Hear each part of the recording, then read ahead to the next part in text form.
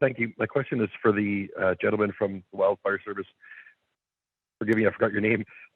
What's the prognosis here? Are these fires ever going to be put out, or is it just nature's going to take its course, or what's the future hold for the public here? Thank you. So there will be some of the fires that are burning in more remote areas, difficult terrain, and where there's less values at risk that will burn until the fall and even until the snow comes. But our focus obviously remains on those front country fires, those ones that are impacting or potentially impacting communities, major infrastructure, and then other values like range and forage, grasslands, trees, and other indigenous values on the landscape. We remain focused on those, and that's where our resources are currently focused on. Again, we saw a bit of a reprieve with the cooler temperatures and a bit of precipitation this weekend. But I guess in my message at the start, I mean, I don't want anybody to be lulled into the season's over. It is only August 3rd, and there's a lot of summer left. So our focus will remain on those fires.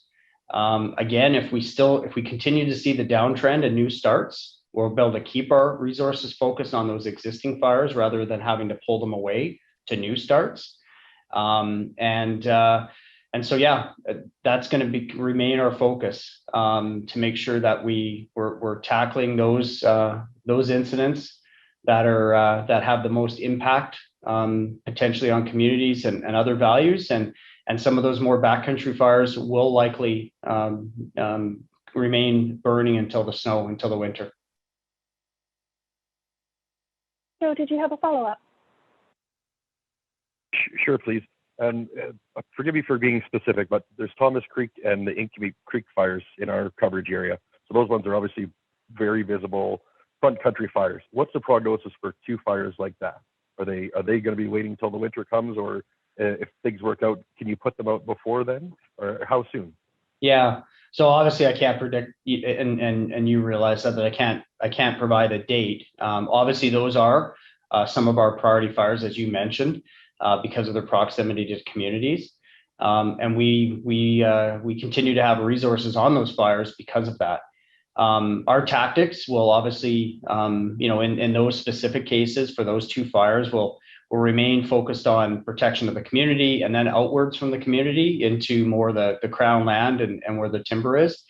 And usually what our tactics are in big fires like that is once the fire's moved away from the immediate threat of the community, we'll continue to build machine guard around the perimeter of the fire, flanking the fire, and then removing the fuel between the guard and where the fire is, so that it actually burns itself out in some cases. And then we just keep working into that center of the fire. But even this weekend, we were able to, and I don't know about Thomas and Inkini particularly, but on a lot of those big fires, we were able to get guards in places where it was too dangerous to go because of the fire behavior when it was much warmer and the relative humidities were much lower.